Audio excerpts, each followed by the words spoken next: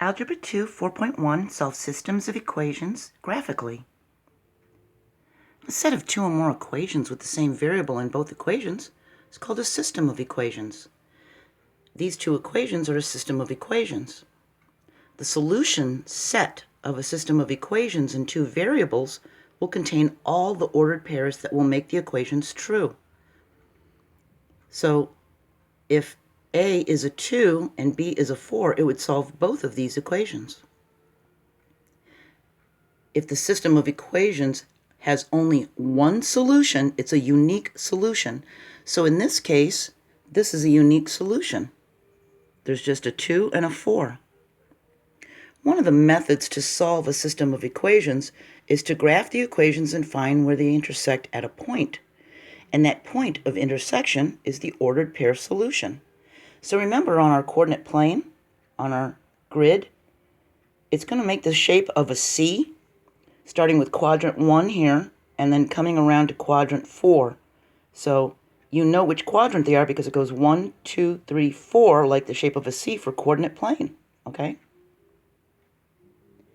We can solve a system of equations in two variables graphically. We've got y minus x equals 1 and y plus x equals 3.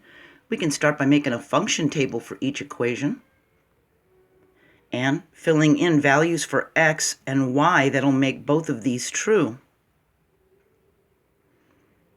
Then we can graph this one.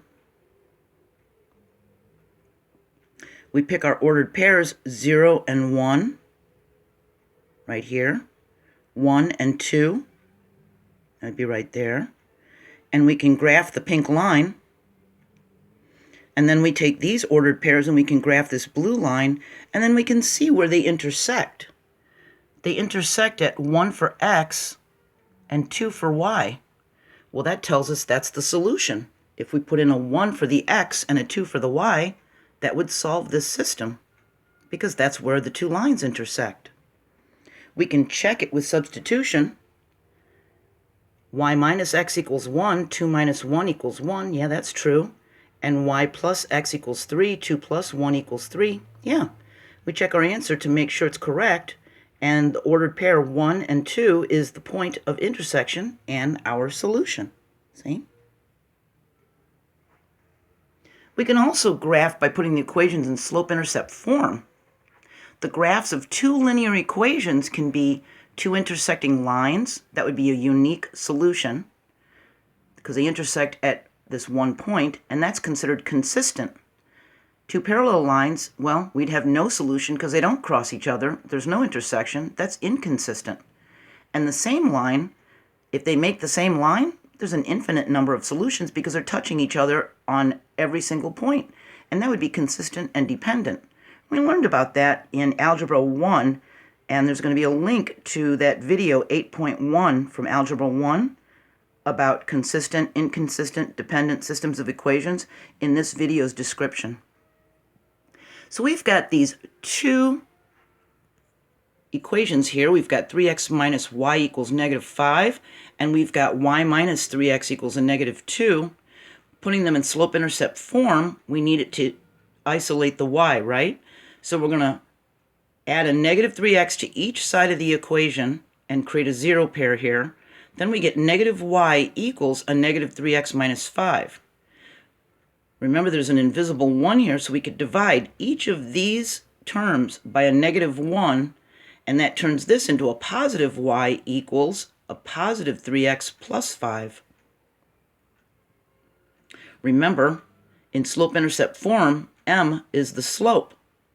That's the rise over the run. So if our slope is a 3, then we're going to have a 3 over a 1 for our rise over our run. So it would be this pink line, and our rise over our run would be rising 3, and our run would be coming over 1. So we know that that's the other point, and we could draw our line. For this equation, we need it to equal y to isolate that y. So we're going to add 3x to each side of the equation and get y equals 3x minus 2. We know that that's our slope, and we know that that's our y-intercept, right? This one had a y-intercept b of a 5, see? So we knew it hit at the 5 for the pink line, right here, see? And then we graph that other point.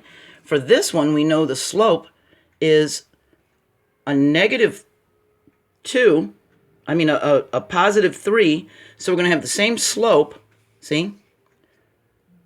Once we isolated the y in the equation and turned it into slope-intercept form, we know our slope is a 3, so we know our rise is a 3 over our run of a 1, and we know it hits the y-intercept at negative 2, so we can draw our point at the negative 2 on the y-axis and then do our rise over our run of a 3 over a 1, and we got two parallel lines, didn't we?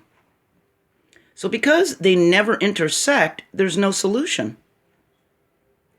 Okay? And then on these, we've got y equals a negative 3x plus 5. That's already in slope-intercept form. And then we've got 4y plus 12x equals 20. We can put that in slope-intercept form by adding a negative 12x to each side, creating a 0 pair here, and adding it to that side. And the 4y drops down. Now we've got a minus 12x plus 20. We can divide every term by this coefficient 4, and we end up getting 1y equals a negative 3, negative 12 divided by 4 is negative 3, plus a 5, because 20 divided by 4 is 5. Now it's in slope-intercept form, and look, it's the exact same equation. So we have the same equation, the same line. That means there's infinite points of contact. That means there's infinite solutions. And every single place that these two lines are touching each other would be considered a solution for these equations. Every minute, tiny little microscopic, even decimal point that is here, if we put 1,000 points on this line, all 1,000 points would be a solution to that equation. All right?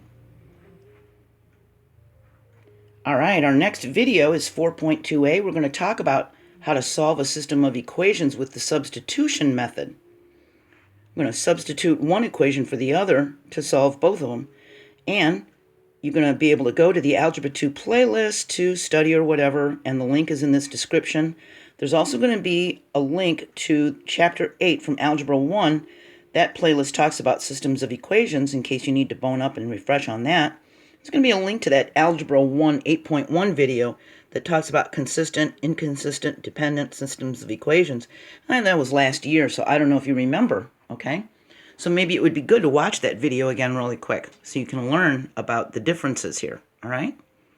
Okay, I'm going to move on and talk about substitution method, all right? Keep trying. I'm proud of you. I'll see you next video. Bye.